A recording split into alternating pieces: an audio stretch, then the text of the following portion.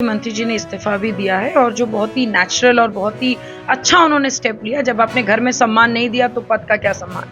और सीट एक भी नहीं दिया, नुकसान हमारा नहीं है, नुकसान उनका है। उनकी नीयत का पता चला। बीजेपी किस ढंग से अपने पुराने और लॉयल लोगों के साथ ट्रीट करते हैं, ये एक इतिहास में नामांकन हो गया आज।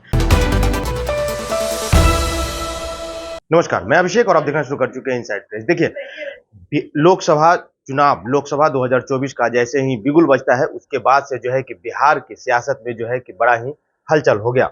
जी हाँ, मैं बात कर रहा हूं चिराग पासवान और उनके चाचा पशुपति पारस जी का।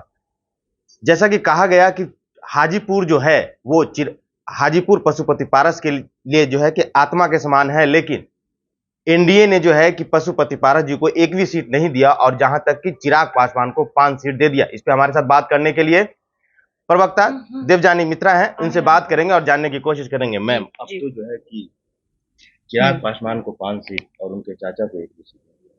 देखिए, सबसे बड़ी बात, अभी मंत्री जी ने इस्तीफा भी दिया है और जो बहुत ही नेचुरल और बहुत ही अच्छा उन्होंने स्टेप लिया। जब आपने घर में सम्मान नहीं दिया तो पद का क्या सम्मान।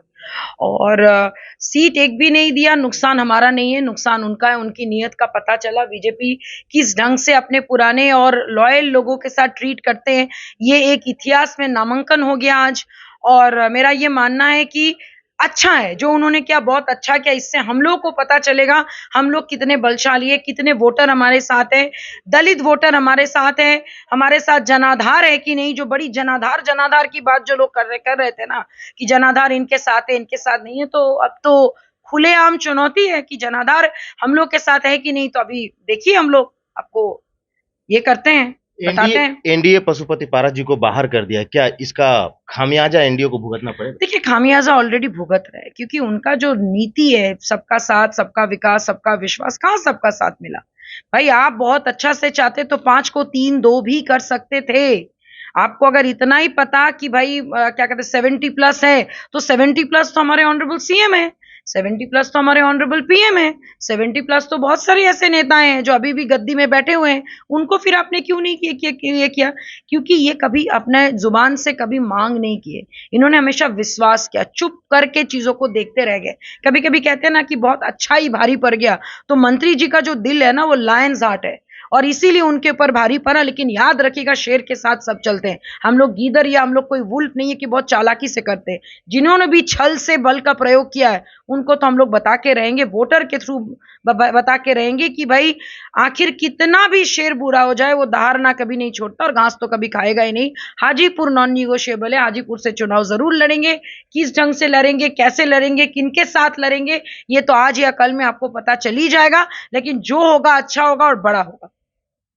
क्या महागठबंधन के साथ देखिए, ऑफर आना नहीं आना, जब आप क्या कहते हैं कोई भी पार्टी से निकलते हैं या लोगों को लगता है कि आप में पोटेंशियल है, तो लोग आपको आते जरूर हैं। ऐसा नहीं कि लोग नहीं आते, बात नहीं करते हैं, करेंगे। लेकिन हम लोग क्या स्टेप लेंगे, कौन सा हमारे रणनीति का पार्ट क्या होगा, हम लोग किसी के इशारों पे चलने वाले नहीं है।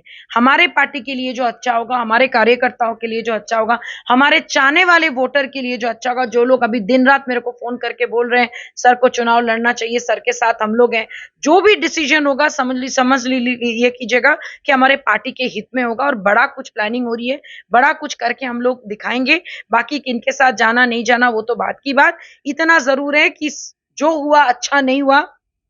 और मेरी माँ हमेशा कहती है कि जब कुछ लगे कि अच्छा नहीं है और लगे कि पृथ्वी खत्म हो गया, लोग आपको ट्रोल कर रहे हैं, आप कहीं के नहीं रहे, समझ लीजिए उसी वक्त ही कुछ बड़ा अच्छा होने वाला है। और मैं उसी नीति को आज भी मानती हूँ और उसी को मान के आगे लाइफ में लीड भी करती हूँ। और मुझे लगता है कि हमारे पार्टी के लिए बहुत बड़ा सुनहरा अवसर वेट कर रहा है। राजद की तरफ से भी ऑफर आ रहा है। राजद की तरफ से ऑफर आ रहा है तो अच्छी बात है, आना भी चाहिए भाई। आप जब एक इतने बड़े लीडर को जब आप किनारे करोगे तो कुछ लोग तो उनको पहचान ही लेंगे। अब हम लोग किनके साथ जाएंगे, कैसे लड़ेंगे नहीं लड़ेंगे, वो तो हमारी पार्टी के वरिष्ठ नेता और मंत्री जी खुद तय करेंगे। लेकिन इतना जरूर है, रणभूमि छोड़ के भागेंगे तो नहीं। क्या इस बार भाजपा को एनडीए को 40 सीट देने में क्या? देखिए, मुझे ऐसा लगता है कि 40 की 40 सीट का जो नारा है, कहीं ना कहीं मुझे लगता है इस बार संभव नहीं होगा। रीजन बहुत सिंपल है, आपने एक ऐसे इंसान को 5 सीट दिया जिनका कोई पहले चुनाव का कोई एक्सपीरियंस ही नहीं है और सर्वे रिपोर्ट ये कहता है कि 5 में से 4 सीट हारने वाले, 1 सीट जीतने वाले। तो भाई अगर 4 सीट हार गए तो 40 में से 4 माइनस हो गए तो कितना बचा? 36।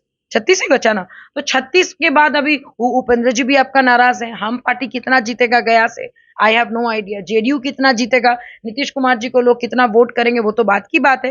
लेकिन मेरा ये मानना है कि अगर एक ऐसे मंजे हुए पुराने अच्छे लीडर का एक्सपीरियंस को आपने खो दिया, तो बीजेपी कहीं ना कहीं बहुत बड़ी गलती की है। बाकी जितने भी घटक दल है, सबको बहुत बहुत कॉन्ग्रेचुलेशन कि आप लोग मोदी जी के साथ रहिए, मोदी जी के परिवार बन के रहिए, आगे बढ़िए, काम कीजिए। लेकिन हमारी पार्टी नतमस्तक नहीं है, हमारी पार्टी हार नहीं मानी। हम लोग चुनाव जरूर लड़ेंगे, अकेले लड़ना हो अकेले लड़ेंगे, दोकेले लड़ना हो दोकेले लड़ेंगे, लेकिन लड़ेंगे जरूर और साबित करेंगे। क्योंकि बार बार ये बोल के कॉर्नर किया गया है कि जनाधार नहीं है, पार्टी का कोई अस्तित्व नहीं है, दलित वोटर हमारे साथ नहीं है। तो भाई साबित कर देते हैं, एक बार तो साबित करना सबका हक है ना। आपको अगर कोई बार बार बोलते रहेगा कि तुम किसी काम के नहीं हो, तो आपको नहीं मानोगा कि नहीं भाई हम दिखाए काम करके, तो वही बारी हमारी है।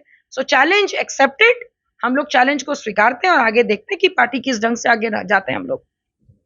तो आपने सुना, हमारे साथ देवजानी मित्रा थी और इन्होंने साफ तौर पे बताया कि इस बार जो बीजेपी ये सपना संजो रही है कि हम बिहार से 40 के 40 सीट लाएंगे, तो कहीं ना कहीं जो है कि 40 सीट लाने में उनको कठिनाइयों का सामना करना पड़ सकता है, क्योंकि उन्होंने पशुपति पारस को बाहर कर दिया है। फिलहाल इतना ही। आप क्या सोचते हैं, अपनी प्रतिक्रिया कमेंट बॉक्स में जरूर दें। बने रहें इनसाइड प्रेस के साथ। धन्यवाद।